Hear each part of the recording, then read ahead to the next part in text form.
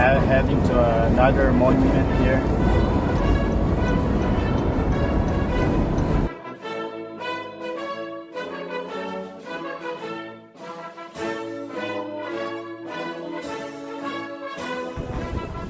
So guys, we are here in the monument dedicated for the soldiers of World War I. It was funded by the veterans and decided to make a memorial for their comrades. The monument, which is to the dead of the armies of Champagne, was made to commemorate the sacrifice of soldiers during the First World War in Champagne. It is also called Novarino Ossuary or the Novarino Monument. It is located in the department of Marne on the D977 in France. From the beginning of the conflict, soldiers have given tribute to their friends who died in battle. The days following the armistice, the temporary cemeteries were made in big necropolis and many monuments disappeared through time. In the aftermath of World War I, a remembrance movement emerged. Almost every village set about building a monument in honor of the dead soldiers. A multitude of associations was created as a remembrance to the major battle sites and the actions of certain units.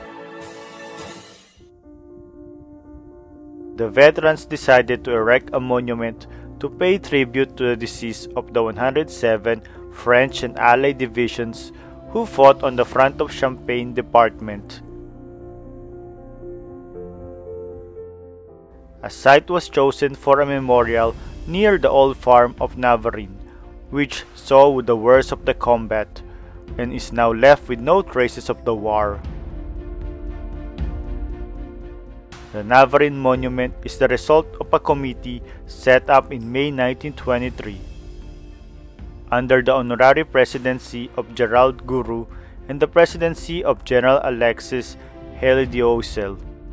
The committee's mission was to collect subscriptions to erect a monument. An appeal was launched in the French press and thousands of circulars were addressed to families in difficulty. Subscriptions poured from all over France, from the smallest to the highest. The craze showed the need for the French to have a place to meditate.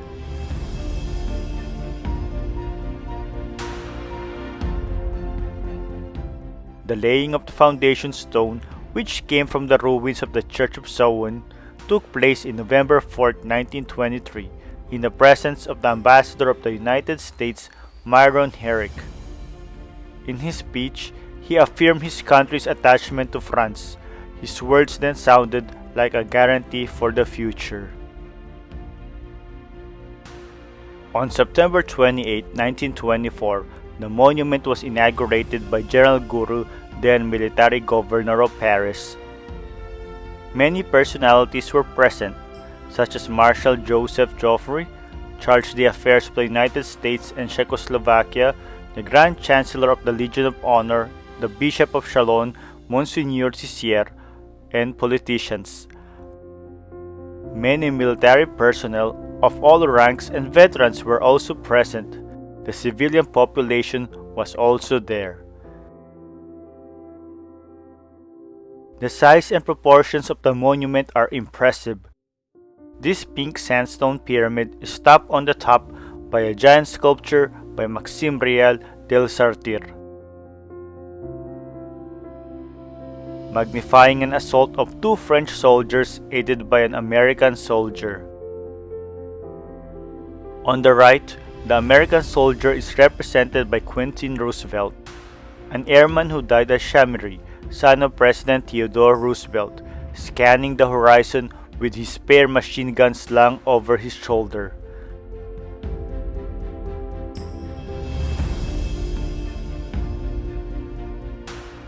The center is held by the figure of General Gourou, towering over the others and striking the enemy with his force, his fist holding a grenade.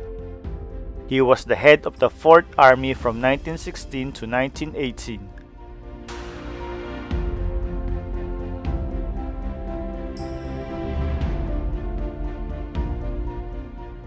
And on the left, the sculptor gave his brother's features who had fallen in combat at the Moulin de la Fou on the Chemin des Dames, who charged with his rifle over the 25-kilometer marker of Chalons.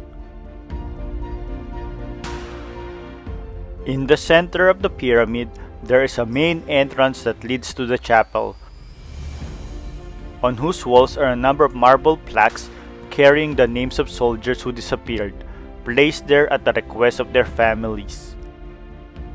On the central rosette is the shape of a war cross. A second level lower goes around the entrance chapel, which is as much as an exhibition space, a vault for two generals who rest there, and a place of memory with the plaques for units and the three children of the president. On the pink stoneware pedestal, the number of the French and Allied division having fought in the Champagne are listed. Since the end of the war, the remains of countless unburied soldiers have been collected. Then, a crypt is dug under the monument. The remains of 10,000 soldiers, most of them anonymous, killed during the fighting in Champagne, now rest in the Navarine monument, which was then changed into an ossuary. A foundation which is publicly recognized provides for the upkeep of the building, and the ASMAC, or the Association for the Memory of the Armies of Champagne, was created on March 10, 1929 to take over from the committee. Its purpose is to honor and remind future generations of the memory of the French and Allied dead who fell on the field of honor on the Champagne front. Then the committee becomes the foundation of the monument to the dead of the armies of Champagne and ossuary of Navarine, created on May 16, 1933, by decree of the President of the Republic, Albert Lebrun. The new body is recognized as being a public utility. It became the owner of the monument to ensure its conservation and transformation into an ossuary. It is also responsible for the maintenance of the 5-hectare site where the monument is located. On September 26, 1948, General Henry Gouraud was buried in Navarine among his fallen men. And on December 6, 1969, General André Gaston Pitila passed away and was buried alongside General Gouraud. He was the former chief and staff of the 4th Army. To guarantee the future of the monument ossuary, ownership of the site was transferred to the state in 2019. Navarino became a national necropolis. The foundation was dissolved but continued to be in charge of organizing the annual ceremony in memory of the deceased and the ones who disappeared in the front during the battle at Champagne.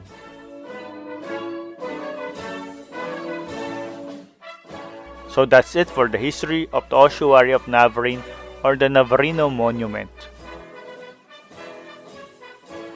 Until next time, don't forget to hit like, share, and subscribe. Bye!